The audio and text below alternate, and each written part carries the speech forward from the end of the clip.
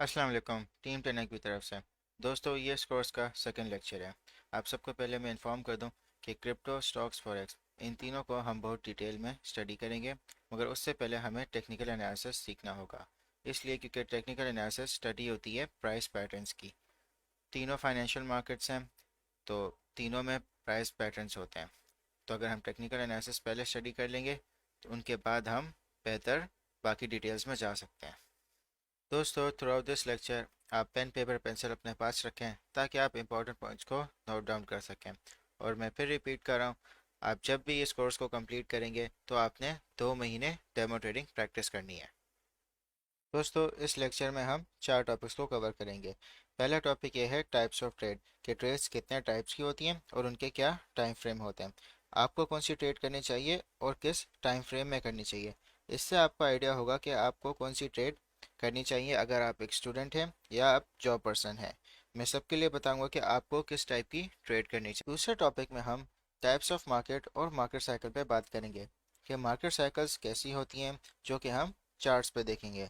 Market के जो trends होते हैं वो किस टाइप के होते हैं, मार्केट में क्या क्या ट्रेंड आते हैं, किस तरीके से उन्हें पता करना है, ये सारी चीज़ें हम चार्ट्स पे देखेंगे। दोस्तों, थर्ड टॉपिक में हम डॉलर कॉस्ट एवरेजिंग पे बात करेंगे कि डॉलर कॉस्ट एवरेजिंग क्या होती है, किस तरह होती है और आपने इसको कब कब यूज़ करना है। आखिरी टॉपिक जो होगा सबसे इम्पोर्टेंट, पोर्टफोलियो मैनेजमेंट। इसका मतलब ये है कि जो आपके पास आपके फंड्स हैं उसको कैसे मैनेज करना है। और आपने जब ट्रेड्स लेनी है तो क्या रिस्क टू रिवॉर्ड रेशियो होगा, और आपके जो फंड्स हैं उसको आपने किस तरह उनके उनको अकाउंट्स में डिवाइड करना है। दोस्तों, हमारा सबसे पहला टॉपिक टाइप्स ऑफ ट्रेड। जैसा कि आप देख सकते हैं, मैंने ये 4 फोटोज़ बनाई हुई हैं इस ताकि आपके लिए आसानी हो समझने में। आप इन फ़ोटोज़ को as it is note down कर सकते हैं। तो दोस्तों, सबसे पहले है इंट्राडे, फिर उसके बाद है स्विंग, तीसरी है स्कैल्पिंग और लास्ट है लॉन्ग टर्म। ये चारों टाइप्स ऑफ ट्रेड हैं। दोस्तों, कि जैसे आपने नोट किया होगा कि मैंने इन सारे बॉक्सेस में टाइम भी लिखा हुआ है। कि जैसे इंट्राडे ट्रेडिंग है तो उसका टाइम फ्रेम है 15 मिनट, 30 मिनट, 45 मिनट्स। आपने इस टाइम फ्रेम पे चार्ट को देखना है।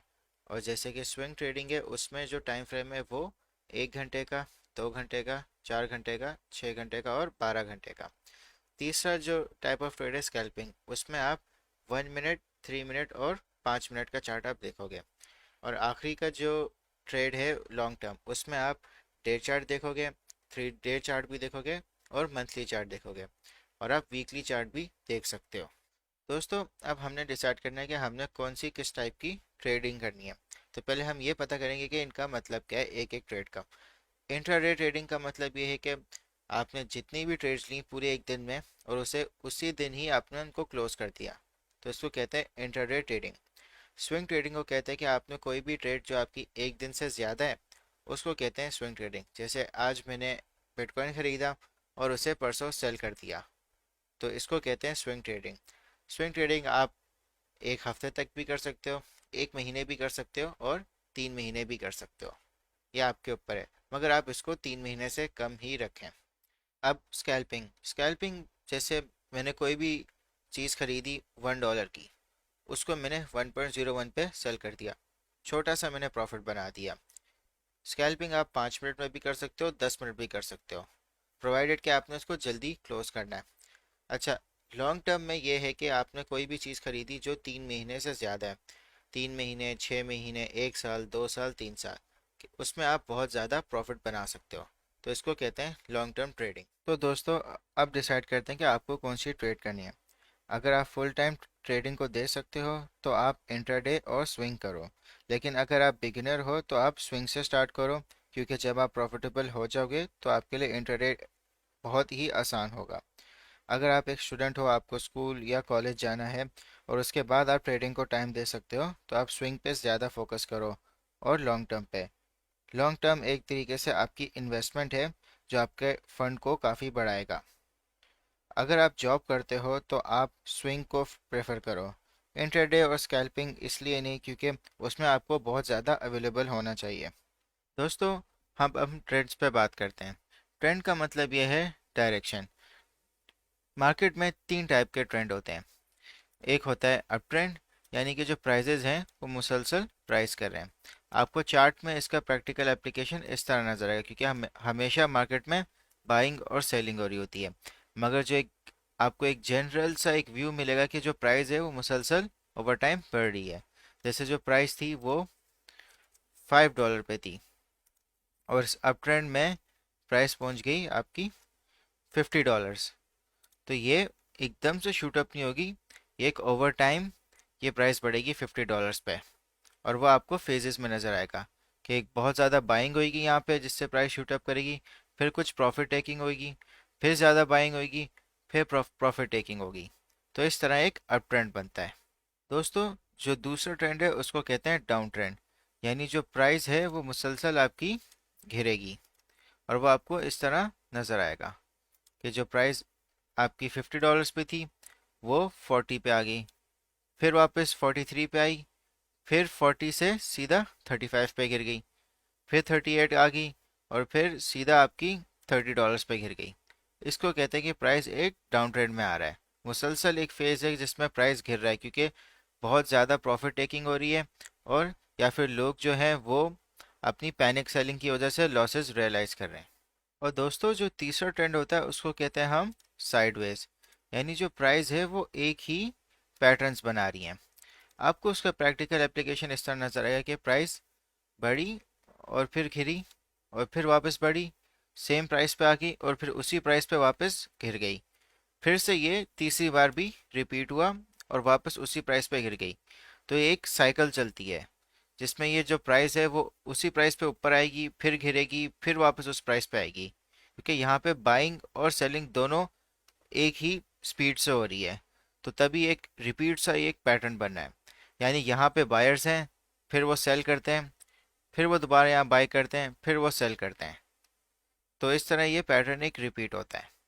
तो दोस्तों, अगर मैं आपको तीनों ट्रेंड्स टेस्ला के चार्ट में एक्सप्लेन करूं, तो आप यहाँ देखें कि यहाँ पे एक अप ट्रेंड हुआ है कि प्राइस मुसलसल बढ़ी है। और अगर आपको डाउन ट्रेंड देखना है तो आप यहाँ देखें कि यहाँ से मुसलसल प्राइस काफ़ी टाइम के लिए गिरी है। और अगर आपको साइडवेज मूवमेंट देखनी है तो आप यहाँ पे आप पैटर्न देख सकते हैं कि यहाँ पे सेम बाइंग और सेम सेलिंग और फिर वापस बाइंग फिर और सेलिंग। तो यहाँ पे एक रिपीट सी साइकिल बन रही है, तो इसको कहते हैं साइडवेज। यहाँ से आप एक अप ट्रेंड देख सकते हैं और यहाँ से आप एक डाउन ट्रेंड देख सकते हैं, और यहाँ पे आपको एक साइडवेज पैटर्न नज़र आएगा। जो ट्रेंड होता है वो तीनों एक साथ प्ले हो सकते हैं। जैसे कि अगर आप यहाँ देखें कि ये डाउन ट्रेंड में गया, फिर उसके बाद ये साइडवेज मूव हुआ, फिर ये वापस से डाउन ट्रेंड में आया, फिर यहाँ से इसने अप ट्रेंड बनाया, फिर वापस से इसने डाउन ट्रेंड बनाया, और फिर इसने एक मेजर अप ट्रेंड बनाया, फिर इसने डाउन ट्रेंड बनाया, और फिर ये साइडवेज हो गया, फिर से इसने अप ट्रेंड शुरू किया। तो ये तीनों रैंडमली एक साथ प्ले हो सकते हैं। अब हम बात करते हैं मार्केट साइकिल्स की। दो टाइप की मार्केट साइकिल्स होती हैं, बुल मार्केट या बेयर मार्केट। बुल मार्केट में जो प्राइजेज होती हैं वो काफ़ी लंबे अरसे तक ऊपर की तरफ जाती हैं, और बेयर मार्केट में जो प्राइजेज होती हैं वो काफ़ी अरसे तक नीचे की तरफ जाती हैं। फाइनेंशियल मार्केट्स में दो टाइप के प्लेयर होते हैं, बुल्स और बेयर्स। बुल्स वो प्लेयर्स होते हैं जो मार्केट को ऊपर लेके जाते हैं, बेयर्स वो प्लेयर्स होते हैं जो मार्केट को नीचे लेके जाते हैं। इनके पास सबसे ज़्यादा पैसा होता है। मैंने आपको फॉर्मूला बताया था लास्ट लेक्चर में, price is equals to market cap upon circulating supply. जिसके पास सबसे ज़्यादा मार्केट कैप होगा वो किसी भी टाइप की मूवमेंट मार्केट में कर सकता है, चाहे वो ऊपर लेके जाए या नीचे लेके जाए। तो जो बाकी जो लोग होते हैं वो इन सबको ऑब्जर्व कर रहे होते हैं कि जैसे अभी बिटकॉइन का यहाँ पे बुल रन शुरू हुआ था, तो इसमें टेस्ला ने भी इन्वेस्ट किया था। तो उसकी वजह से जो लोग बहुत सारे जिनको क्रिप्टो के बारे में बिल्कुल भी नहीं पता था उन्होंने भी इन्वेस्टमेंट शुरू कर दी थी, क्योंकि एक बहुत बड़ी कंपनी ने इन्वेस्टमेंट शुरू कर दी थी बिटकॉइन में। तो इससे एक सेंटिमेंट बना। इसी तरह बेयर मार्केट में भी एक सेंटिमेंट होता है कि जो मेजर प्लेयर्स होते हैं वो प्रॉफिट टेक कर लेते हैं, सेल कर देते हैं अपनी होल्डिंग्स। तो उससे क्या होता है कि मार्केट कैप का एक मेजर चंक कम हो जाता है, क्योंकि उससे बहुत सारे लोग पैनिक में आते हैं प्राइस को गिरते हुए, तो वो भी लॉस पर सेलिंग शुरू कर देते हैं। तो उसकी वजह से एक बेयर मार्केट शुरू हो जाती है। एक और इम्पॉर्टेंट बात यह है कि इन साइकिल्स में हमेशा आपको ट्रेंड्स नज़र आएंगे। अप ट्रेंड भी नज़र आएगा, डाउन ट्रेंड भी नज़र आएगा, साइडवेज भी नज़र आएगा। जैसे यहाँ पे बिटकॉइन अप ट्रेंड में गया, फिर थोड़ा सा डाउन ट्रेंड में आया, फिर दोबारा अप ट्रेंड में गया, फिर डाउन ट्रेंड में आया, फिर अप ट्रेंड और फिर साइडवेज मूव हुआ, फिर अप ट्रेंड गया और फिर डाउन ट्रेंड आ गया, फिर यहाँ पे साइडवेज मूव हुआ, फिर ये अप ट्रेंड में गया। तो इसी तरह ये रैंडमली इन ट्रेंड्स में आपको साइकिल नज़र आएगी।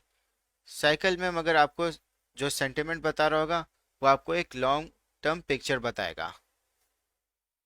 अब आपने हमेशा फाइनेंशियल मार्केट्स में उस चीज़ पर नज़र रखनी है जहाँ पे लोगों ने सबसे ज़्यादा पैसा लगाया हुआ है। जैसे क्रिप्टो करेंसीज में सबसे ज़्यादा लोगों ने पैसा बिटकॉइन में लगाया हुआ है, तो बिटकॉइन एक मेजर प्लेयर है। अगर बिटकॉइन की कोई भी मूवमेंट होगी तो वही चीज़ आपको बाकी क्रिप्टो करेंसीज में नज़र आएगी। कुछ एक्सेप्शंस होती हैं, मगर ओवरऑल अगर कोई भी एक मेजर मूव बिटकॉइन करेगा वो आपको बाकी क्रिप्टो करेंसीज में रिफ्लेक्टेड नज़र आएगा। मैं आपको कंपेयर के थ्रू समझाता हूँ।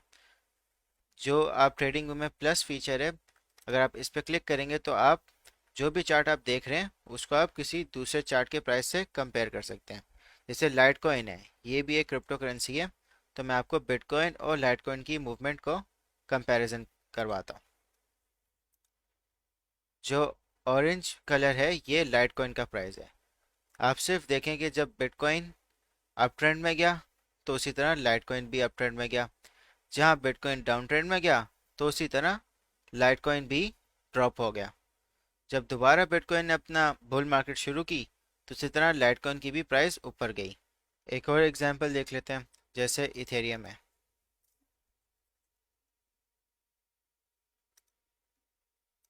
जो ब्लू कलर है वो इथेरियम है। जैसे बिटकॉइन जब अप ट्रेंड में आया तो इथेरियम भी अप ट्रेंड चला गया, जहाँ बिटकॉइन डाउन ट्रेंड में आया इसी तरह इथेरियम भी डाउन ट्रेंड में आ गया। जब दोबारा बिटकॉइन अप ट्रेंड में गया तो इसी तरह इथेरियम भी अप ट्रेंड में आ गया। तो बिटकॉइन की जो मूवमेंट है वो बाकी आपको करेंसीज में नज़र आएगी, तो आपने केयरफुली हमेशा बिटकॉइन को ऑब्जर्व करना है। आई होप दोस्तों आप सबको ट्रेंड्स, टाइप ऑफ ट्रेंड्स और टाइप ऑफ मार्केट साइकिल्स दोनों क्लियर हो गई होगी। दोस्तों अब मैं आपको डॉलर कॉस्ट एवरेजिंग एक्सप्लेन करता हूँ। डॉलर कॉस्ट एवरेजिंग एक टेक्निक है जिससे आप अपनी इन्वेस्टमेंट को एवरेज आउट करते हो। एग्जाम्पल के तौर पे जैसे जो भी आप मंथली अर्न करते हो आप उसका 10% बिटकॉइन में इन्वेस्ट कर देते हो। ये टेक्निक इतनी इफ़ेक्टिव है, इसको मैं आपको एक स्टोरी की तरह समझाता हूँ। आप और आपके दोस्त दोनों आप लोग बिटकॉइन में इन्वेस्ट करना चाहते हो। आप दोनों के पास $12,000 का फ़ंड है। आपका दोस्त बोलता है कि मैं एक ही दफ़ा बिटकॉइन खरीद लूँगा, और आप कहते हो कि आप हर महीने $1,000 का बिटकॉइन खरीदोगे। दोनों का फंड साइज सेम है, सिर्फ स्ट्रैटेजी डिफरेंट है। आपका दोस्त एक ही दफ़ा खरीद लेगा और आप हर महीने $1,000 का खरीदोगे। तो जनवरी का टाइम है, बिटकॉइन का प्राइस 40,000 है, तो आपके दोस्त ने बिटकॉइन $40,000 का खरीद लिया और टोटल क्वांटिटी उसके पास 0.3 आ गई। आपने क्या किया, 40,000 का बिटकॉइन था, आपने $1,000 का बाय कर लिया। उसकी क्वांटिटी आपसे 10 टाइम्स ज़्यादा है और आपकी उसकी 10 टाइम्स कम है। फिर भी आपका नेक्स्ट मंथ आया, उस वक्त बिटकॉइन का प्राइस और ज़्यादा था, 45,000 पे था, आपने फिर $1,000 का ख़रीद लिया। फिर उससे नेक्स्ट मंथ आपने $1,000 का ख़रीद लिया और कंटिन्यूसली आपने 12 महीने $1,000 का ख़रीदते रहे, मगर आपने प्राइस को नहीं देखा। फिर साल का एंड हुआ, उस वक्त बिटकॉइन $20,000 पे क्लोज हुआ। तो आप और आपके दोस्त दोनों बैठे, तो आपके दोस्त ने पूछा कि आपके इस वक्त वैल्यू क्या है। तो आपने उसको वैल्यू बताई कि जो आपकी एवरेज प्राइस थी बिटकॉइन की बाइंग की वो 28,500 थी, और जो आपके पास इस वक्त टोटल क्वांटिटी है वो 0.48 बिटकॉइंस की है, और जो उनकी वैल्यू है वो इस वक्त 13,583 है। आप ऑलरेडी प्रॉफिट में आ गए। और जो आपका दोस्त है उसने साल के शुरू में $40,000 पर ख़रीदा था, और साल के आखिर में जब बिटकॉइन की वैल्यू 20,000 पे पहुंच गई तो जो उसकी वैल्यू थी वो 50% से डिक्रीज हो गई। $6,000 का उस वक्त टोटल उसकी वैल्यू उसके पास पड़ी हुई है अभी बिटकॉइन की। दोस्तों अगर हम सिर्फ कंपेयर करें, दोनों का फंड साइज सेम था, सिर्फ बाइंग स्ट्रेटेजी डिफरेंट थी। आपने उन महीनों का फ़ायदा उठा लिया जहाँ पे बिटकॉइन बहुत ज़्यादा कम प्राइस पे था, तो इससे आप ज़्यादा क्वांटिटी बाय कर सके। तो इससे क्या हुआ, आपका जो एवरेज प्राइस था वो भी काफ़ी रिड्यूस हो गया, आपकी क्वांटिटी भी बढ़ गई, और आप इवन के बिटकॉइन जब 50% अपनी वैल्यू ड्रॉप कर गया तो तब भी आप प्रॉफिट में थे। मगर जो आपका दोस्त था उसने सिर्फ एक दफ़ा बाय किया था, सेम क्वांटिटी थी, तो जो 40,000 से जब 20,000 बिटकॉइन ड्रॉप हुआ तो 50% वो लॉस में आ गया। अब सपोज नेक्स्ट ईयर बिटकॉइन की वैल्यू $55,000 पे आती है, तो आपका दोस्त आपको एडवाइस करता है कि आप वो भी प्रॉफिट में आ गए तो सेल कर लेते हैं, तो आप भी एग्री हो जाते हैं। तो आप दोनों अपने बिटकॉइन की होल्डिंग्स $55,000 पे सेल करते हैं। जो आपका दोस्त था उसने प्रॉफिट बना लिया 4,500 और 38% रिटर्न ओवरऑल अपने $12,000 के फंड पे। जो आपने प्रॉफिट बनाया वो आपने बनाया 14,213, यानी 118% आपने रिटर्न बना लिया। डॉलर कॉस्ट एवरेजिंग की वजह से आपकी क्वांटिटी भी ज़्यादा होगी और आपकी एवरेज परचेजिंग प्राइस भी। तो आपने कभी भी 100% बाइंग नहीं करनी, हमेशा इन पार्ट्स बाय करें, डॉलर कॉस्ट एवरेज करें, तो आप लॉन्ग टर्म हमेशा फ़ायदे में होंगे। दोस्तों, डॉलर कॉस्ट एवरेजिंग का भी एक तरीका है। आपने हमेशा मार्केट साइकिल को डिटरमाइन करना है। मार्केट साइकिल आपको सेंटिमेंट से पता चलेगा। जैसे यहाँ पे बिटकॉइन की बुल मार्केट थी, तो अगर मैं डॉलर कॉस्ट एवरेजिंग कर रहा होता तो मैं यहाँ पे बाय करता, फिर मैं यहाँ बाय करता, फिर मैं यहाँ बाय करता। इवन अगर आप यहाँ देखें तो यहाँ पे एक डाउन ट्रेंड आ गया है, तो मैं यहाँ पे बाय कर लेता, फिर मैं दोबारा बाय करता, फिर मैं दोबारा बाय करता। जहाँ तक मेरे फंड की कैपेसिटी है मैं अपनी बाइंग कंटिन्यू रखता। मगर दोस्तों, आपने हमेशा प्रिपेयर रहना है कि हमेशा हर मार्केट साइकिल का एक टॉप होता है।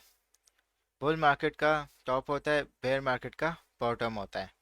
तो आपने हमेशा प्रिपेयर रहना है कि कभी ना कभी वो टॉप रीच होगा। जब बुल मार्केट अपने टॉप पे पहुंचती है तो वो क्रैश हो जाती है, क्योंकि मैक्सिमम जिन लोगों ने बाइंग की होती है वो प्रॉफिट टेक करते हैं। तो जब क्रैश होती है तो बहुत सारे पैनिक सेलर्स होते हैं, वो लॉस में सेल करते हैं। तो आपने हमेशा एक साइकोलॉजिकल लेवल रखना है कि आपने वहाँ पे सेल करनी है।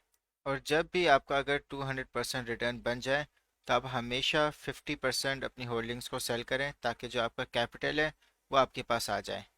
तो अगर मैं सेल करता तो मैं यहाँ पे सेल कर देता, मगर फिर भी अगर मुझे यहाँ पे भी मौका मिलता सेल करने का तो मैं यहाँ पे भी सेल कर लेता, क्योंकि मैं ऑलरेडी यहाँ पे ऑलरेडी इतना प्रॉफिट में हूँ। तो इवन अगर जो मैंने यहाँ पे भी बाइंग की है वो भी मैं उसको कंपनसेट कर लेता इन सब के प्रॉफिट से। तो आपने हमेशा तैयार रहना है कि आपने कभी ना कभी सेल करना है, और आपने मार्केट सेंटिमेंट को बहुत ध्यान से इवेल्युएट करना है। और अगर आप बेयर मार्केट में होते हैं, बेयर मार्केट हमेशा बेस्ट टाइम होती है डॉलर कॉस्ट एवरेजिंग के लिए, क्योंकि आप हमेशा लोएस्ट प्राइस से आप ज़्यादा क्वांटिटी बाय कर सकते हैं। मगर हमेशा आपने, फिर से दोबारा मैं कह रहा हूँ, सेंटिमेंट को देखना है। बहुत ऐसा भी होता है कि बुल मार्केट से ज़्यादा देर बेयर मार्केट भी रहती है।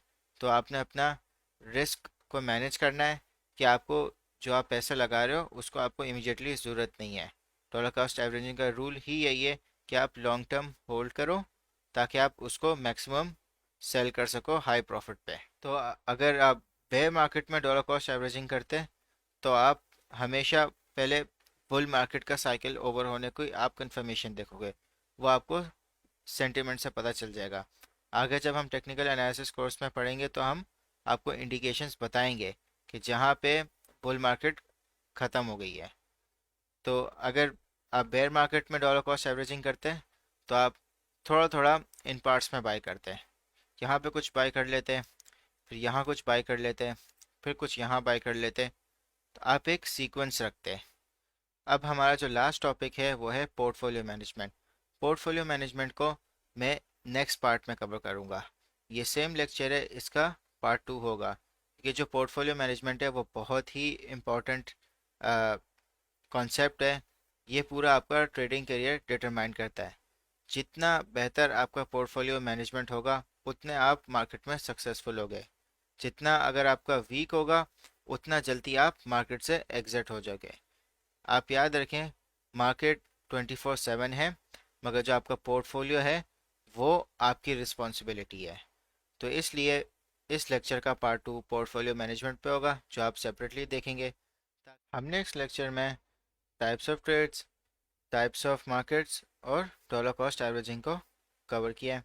अब मैं आपको क्विज दूंगा, उसके आंसर्स आपने कमेंट सेक्शन में देने हैं और मैं आपके आंसर्स चेक करके आपको फीडबैक दूंगा। Best of luck. क्विज में आप सब ने सबसे पहले क्वेश्चन 1 आंसर करना है कि क्या टाइम फ्रेम्स है इंट्राडे ट्रेडिंग के, स्कैल्पिंग के, स्विंग के और लॉन्ग टर्म के। आपने इन सब के टाइम फ्रेम्स बताने। क्वेश्चन 2 में आपने बताने के ट्रेंड क्या है इस प्राइस सीक्वेंस पे। इस प्राइस सीक्वेंस को आप क्लोजली मॉनिटर करें और बताएं कि क्या ट्रेंड चल रहा है इन प्राइसेस को देख के। फिर आपने क्वेश्चन 3 में बताना है कि बुल्स क्या होते हैं और क्वेश्चन 4 में आपने बताना है कि बेयर्स क्या होते हैं। क्वेश्चन 5 सबसे इंपॉर्टेंट है, इसको आपने लाजमी अटेम्प्ट करना है। आपने घबराना नहीं है, बहुत इजी सवाल है। ठीक है, अगर आपको मुश्किल लगे आप इस लेक्चर को दोबारा रिपीट कर लें डॉलर कॉस्ट एवरेजिंग का। आपके पास $36,000 हैं इन्वेस्टिंग के लिए। आप $12,000 इन तीनों में आपने इन्वेस्ट करना है। ठीक है, $12,000 आप टेस्ला में करोगे, $12,000 आप बिटकॉइन में करोगे और $12,000 आप US डॉलर में करोगे। जब आपने $12,000 सारा आपने इन्वेस्ट कर लिया, फिर अगले साल आप टेस्ला को बेचोगे $2,000 पे, फिर आप बिटकॉइन को बेचोगे $75,000 पे और US डॉलर को आप बेचोगे 220 पे। ये सारे मंथ्स हैं, ये इन सब के प्राइजेज हैं। ठीक है, आपने अपनी एवरेज बाइंग, टोटल क्वांटिटी और प्रॉफिट कैलकुलेट करना है, जैसे मैंने डॉलर कॉस्ट एवरेजिंग के आपको एक्सप्लेन की थी। और याद रखना, आप $1,000 हर महीने इनमें इन्वेस्ट कर रहे हो। यानी जनवरी में आपने 1,000 इन्वेस्ट किया, फेब में आपने 1,000 इन्वेस्ट किया और सो ऑन आपने 12 महीने 1,000 इन्वेस्ट किया। ठीक है, फिर उसके बाद आपने अपनी एवरेज बाइंग कैलकुलेट करनी है, आपका टोटल क्वांटिटी कैलकुलेट करनी है और प्रॉफिट, ये आपने तीनों की कैलकुलेट करनी है, टेस्ला की भी, बिटकॉइन की भी और US डॉलर की। एवरेज बाइंग का आपको फॉर्मूला मैंने यहाँ पे लिख के दे दिया है।